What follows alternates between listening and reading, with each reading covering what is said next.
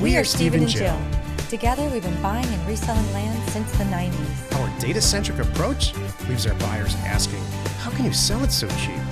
Here on the Land Academy Show. We answer that and more. Steve and Jill here. Happy Friday. Welcome to the Land Academy Show, entertaining land investment talk. I'm Stephen Jack Butala. And I'm Jill DeWitt, broadcasting from sunny Southern California. Today, Jill and I talk about seeking affirmation and not information. Wait a minute. I'm information. You're information. I'm inspiration. I'm all confused here. Affirmation, not information. What about inspiration? Your inspiration, baby. Thank you. Okay, so would you please give me the 35,000 foot description? Jill and I have the luxury, if you want to call it that, or the curse of speaking with a lot of people, a lot of professional people, whether it's in person or on the air or on the phone. And I had no idea when we started Land Academy. And so I heard this phrase a couple of weeks ago doing research, and somebody said, because I research how to communicate often, actually. Do you?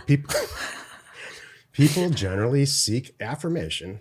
They seek validation for what they believe in, or they seek a group that also believes in this stuff, or they seek information where,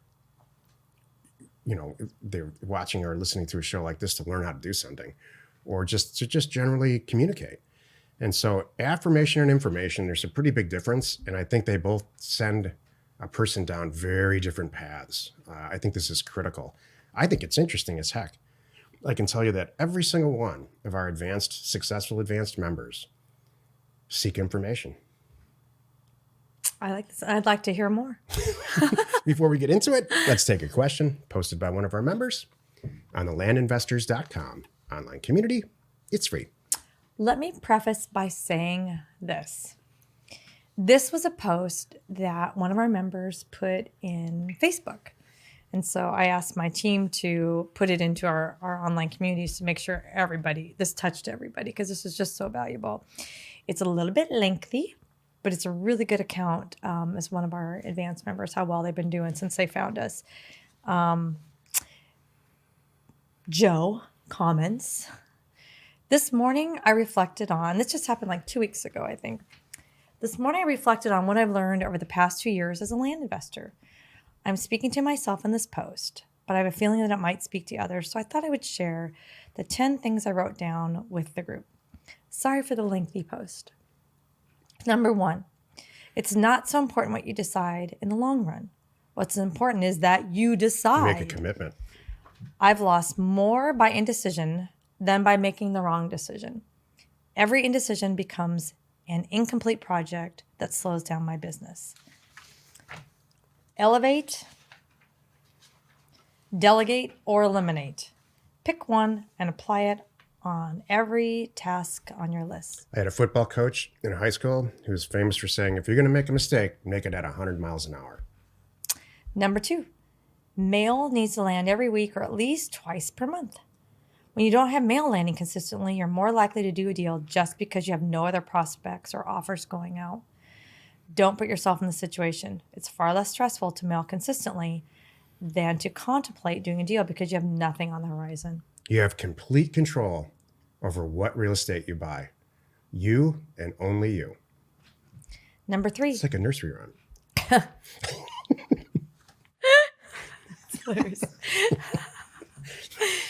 It's like a stereo nursing rhyme. Who are you? Number 3, mailer yield isn't a good metric to track. Similar to the scenario above. When you value an arbitrary metric like yield, you're more likely to get into a bad deal. If you want to measure something, measure reach. The greater your reach with offers and the number of impressions your listed properties are receiving, the better you'll do. Hopefully we all know this one.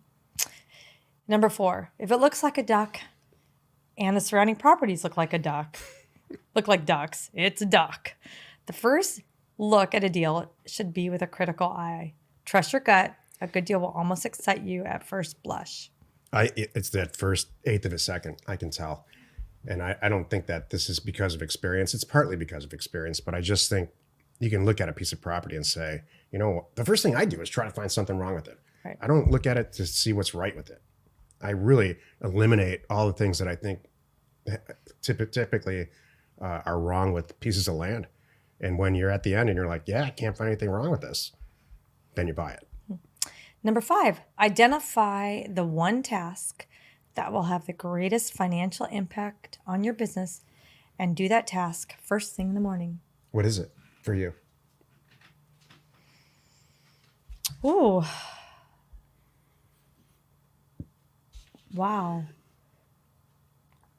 I don't know. What is it for you? I have to think about I know what this. it is for you, and you do it every day, first thing in the morning. What is it? Eat breakfast? Drink coffee?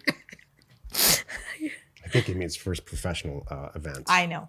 I think you look at the deals that you're doing, or you look at you think of people first. Yeah. So you look at like who needs to get it called, what deals maybe not going as fast as it should be going, and I think that sets the rest of the tone for the day. And I've watched you do this actually. We've never talked about this. I don't think about it. I just do it. I look at what's in my calendar because I've already identified all the stuff that I'm supposed to do. It's all scheduled out like I've talked about many, many times. But the critical thing that makes this thing work is data and improving on how we analyze data and the type of mail that we send out. Yeah. And I do that in the beginning. Thank you. Number 6, triple check your mailer proof. Compare every merge field with your spreadsheet. Pull the property and parcel fact and compare the results to the merged fields as well. If you have multiple counties in your mailer, pull and compare at least 3 properties from any county before you approve the mailer. This is what Stephen calls test for reason.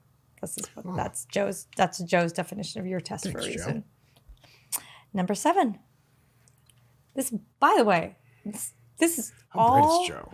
Oh yeah, it's crazy how smart he is. It's weird. This is why Joe is in our group and in our world, because we all communicate and we all think the same way. This is all the stuff that we are all doing every day, and this is Joe's way of describing it, and we want to share it with you. Number 7, a fast nickel is better than a slow dime, so consider the offer that keeps you in the money. Embrace the idea that every deal will take twice as long, and every expense associated with making your life easier will end up costing twice as much as you had forecasted. So why is this so hard for people to digest? Isn't that funny? We do this all the time. Like every new line of business that we get into, it's all around land, but everything, you come to me with a budget. And I always look at it going, all right, if we make half that, that's how I see it. We're going to kill it and like do you it. budget revenue, you budget expenses. Yeah. I typically, Jill probably doesn't even know this, but by the time it gets to her, oh yeah, I've cut our revenue in half. I've cut our budgeted revenue in half for reality and doubled our expenses. And if it's still worth doing, if it's still got a 25+% margin, then we do it. Exactly. Because that doesn't happen to us anymore as much as it used to in the beginning. But because I really go in pretty conservatively now. But still, you want to plan for tragedy. Number 8, don't be afraid to work markets close to home. It's easier in the beginning to gain confidence by working your backyard or an area that you have lived in the past. Plus, it makes the universe much smaller and less paralyzing when selecting markets. I talked to a lot of people about this too, coming in. I have a lot of members that have said, I didn't choose my neighborhood because I don't think I could afford to invest, near me. And now that we have deal funding and land tank, that removes all that. So money's not an issue. Yeah. So number 9, make it easy for people to conduct business with you. Great customer service is expected, so deliver it. That should be a no-brainer. Or if you don't want to, because I don't want to, get a partner like Joe. Correct. Number 10, don't confuse what you want to be true with what is true. There's a strong possibility that you're spending way too much time on stuff that doesn't impact your business. You're not working when you're on the forums, listening to podcasts, or reading Facebook posts. Okay, you can ignore that sentence. That's hilarious. So that's funny. You're working when the task directly correlates to the movement of money. Remember that you learned more by doing 10 deals than reading about 100 of them. That's cute. That's hard for younger people to understand. It's true. And I don't know if it's younger people today or it's younger people forever. Believe that you can learn something by watching YouTube. And so I think while that's a part of the education process for sure and the awareness process, you got to do it and you got to Get in fail at it. there. I would take it a step further. Yeah. The faster you fail, the faster you're going to get it right at some point if you're pursuing it at 100 miles an hour. So what Joe's really saying here on number 10 is, and I really believe this too, don't see something that's not there. If you listen to the show for a while or you've been a member for a while, I'm famous for saying, this is a huge thing for me to overcome at the beginning of my career. I wanted so bad to be like a real estate investor and just be successful and everything that's associated with that. And so I would see things in real estate deals that weren't there just to try to get me there faster. And that's just not the case. I also didn't have the luxury of learning from somebody like this. And I didn't have access to understand what mail was. We didn't have databases back then. It was just all trying to get involved in deals. So it's easier now than ever to not convince yourself of a fictitious success. Thank you. Today's topic, seeking affirmation, not information. This is the meat of the show. Have you ever sat down with somebody, let's say it's a business lunch, somebody who you respect, and you're saying some stuff and they're saying some stuff, and after a while you can sort of tell they're just waiting for you to finish so they can talk about some stuff that they want to talk about. They are seeking affirmation, in my opinion. They're not listening to what you're saying. They're not truly participating in the conversation, and some of us have had whole marriages like that where they're just seeking affirmation. So the original phrase that I heard about this when someone was describing, it was in a morning talk show. And the person that was talking said, you have a choice about where you get your news. If you're a person who's seeking information, you're going to seek out an information source for news that's theoretically objective. Or you're going to go to a place where you can listen or watch news that is delivered by people who intentionally already have the opinions and views that you have. And they can affirm you. They can say, or talk radio is packed full of people who love affirmation and the listeners. And there's no shortage of listeners for people who just want for people to say, it's okay to have these opinions. I'm just like you. Let's, listen to me or let's talk about it. You're great. How the hell can you ever move forward and learn anything if you're just seeking affirmation all the time? I love this. Oh, see, these Friday things. I'll tell you what, this is the third Friday that I've done this stuff. I got more emails about last Friday's, I guess call it a dad talk. I don't know what this is. Mm-hmm. It's really, really important I think, to open your mind. Yeah. Not put yourself first and learn and fail and surround yourself by people. Jill and I have done it. Jill's not the first woman in my life and I'm not the first guy in her life.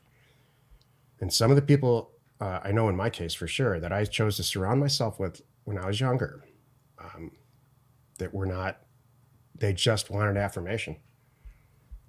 And so I'm sure that hopefully you're listening to this and you're like, wow, so Fred's that way and John's this way. And so I think that when you really sit and think about who's in your life and affirmation and how unhealthy it really, I think, in my opinion, is, I think it's stopping you from doing what you really want to do. I mean, you're listening to this or watching this because you want to learn how to do some stuff. Like if there are literally a bajillion things to listen or watch, choices. And so you're probably seeking information. I love this. You're right. The affirmation group, they're not going to grow. They're not going to get anywhere. They're staying in their own little bubble and they're only letting those people in that agree with their ideas. And you're right. I like the news way that you described it because that's true. Like there's Fox News, there's this news, there's that news, there's different news channels out there. Well, come on. I was going to go through the whole show without mentioning Fox News. Oh. I perfectly danced around it. I'm so sorry. I didn't know that. I'm sorry. I thought okay. Oops. Sorry. That's okay, Joe. Anyway, you said it, not me. Well, there's different arenas. We all know there's different news channels that you go, oh, I tune in because they They feed me the articles I want. They tell them the way I like to hear it. They're clearly on the same page with me, good, bad, or otherwise, versus just going out there and just being open to whatever comes at you. And I didn't even think about it. So many people don't walk around life like that. They're like, you know what? I'm set in my ways. This is who I am. I'm not hanging out with anybody that doesn't agree with me and who doesn't want to do what I want to do. You better like guns and you better like whatever, kind of thing. Or you better make this much money and love guns and think this is great, or I don't talk to you. Or same political affiliation. Right. Or whatever. I mean, Jill and I have a very eclectic group of friends. And the people that we choose to hire are very eclectic. They come from all walks of life. All over the world. That's not unintentional. That's intentional because I believe we're stronger. Yeah. And I truly believe I can learn something from these people, that they bring some point of view into whatever we're trying to accomplish together that's unique. I am sure of it. I am sure we are stronger, better, smarter, and more successful because of how open-minded we are and our international culture. We have international members, and our international culture is amazing. Exactly. And I think it's exciting and fun for me. I love to I mean, how else are you going to learn? Yeah. And why would you ever want to stop learning? Isn't that crazy? People do that though. I'm like, I can't. I've always been this way. I always have a book or something that I'm learning and trying to learn a new technique. And even if it's I'm reading a book that I know, like I might pick up a book where I'm very versed on the subject, which is often, but I'll still pick up a little something or a nuance or a new way of looking at something. I love it. It's good. The affirmation is going to send you down a path. And there's all, to a certain degree, we're all prone to a birds of a feather kind of thing, where people just, and maybe socially, maybe you let your guard down a little bit and you hang out with some people that you want to talk about the same stuff. I mean, Jill, most of the people, because of where we live, not all of them by any stretch, probably half, are probably the same socioeconomic group, but they all bring, none of them are boast about it or don't have a good sense of humor or any of that. So there's a certain degree of that. But if you're seeking affirmation, there's something going on versus information. There's some other deep thing that's going on that's stopping you. I don't think you're going to be as successful. This is about succeeding. That's what this whole show is about. If you're walking around not growing and only seeking affirmation and approval that everything you've done to this point is great, you did the best you can with the resources that you had and the family and the upbringing that you had, that's sad. I agree. You're stuck. You're not going to get ahead. You've hit the glass ceiling. Yeah. Could you? I feel bad. I agree. I didn't want to leave it on a bad note. It's just something to think about. I hate to see people who've already they've already made up their mind. They've absolutely already made up their mind about industries or countries or people or with these blank silver bullet type statements or why they haven't succeeded. They've made up their mind and they're done. Or you could be like us, which is we're going to go out there and rattle some cages, man, and we're going to turn these things upside down. That used to be, it is part of our goal still. But for a while, we were going to we wanted to bring down, the way we buy and sell real estate. Now I don't necessarily want to bring it. I don't want to bring anybody down, but I want to educate the planet. What Jill's talking about on other ways to do deals. What Jill's talking about, and I don't think anyone who's watching or listening to this can disagree with what I'm about to say. How real estate is bought and sold traditionally is ridiculous. Exactly. It's insanely inefficient with the way it has not caught up to the way other industries have with the internet and with the data sources and everything because of the National Association of Realtors, period. I'm pointing a finger at you. It is silly that there's a real estate agent involved in a house transaction. And there's lots of companies, tons and tons of .coms all over the world who are trying to change that. And because the National Association of Realtors is so powerful as a legislative lobbyist group, They stop it. They hit with intent, stop it and try to freeze it in 1954. So, that's insane. We are here to rattle cages, help you be more informative. Exactly. We're always learning, and You're a real estate investor. That 6% is yours. It's not some silly real estate agent that's really who's gonna post something on the MLS and wait for somebody to come and buy it. That's silly. Is there some value to that? Yeah, it's probably like $500. It's not 50,000. I know that. And in some cases, 500,000. It's the silly place where we live. So this is great. just keep an open mind is my point. That's all. I'm not preachy here. You're just going to be a better person for it, and you're going to be just that much more successful, that much faster. Happy you could join us today. Every Monday, Wednesday, and Friday, we are right here with you on the Land Academy Show. Tuesdays and Thursdays, you can find us right next door on the House Academy Show. Next week, join us for another interesting Land Academy episode. You are not alone in your real estate ambition. You crack me up. I started to vent there. I didn't mean to go on to... No, it's, Okay. it's all right. These Friday shows, Jill was rolling her eyes going, what the hell is he going to talk about now? And then you end up liking it. I do like it. Like everything, I like you. Oh, jeez. That's a good positive. I go into it going, this isn't going to be fun. No, I'm just kidding. It's great. The Land Academy Show remains commercial free for you, our loyal listeners. So wherever you're watching or wherever you're listening, please subscribe and rate us there. We are Steve and Jill. Information And inspiration to buy undervalued property. Out.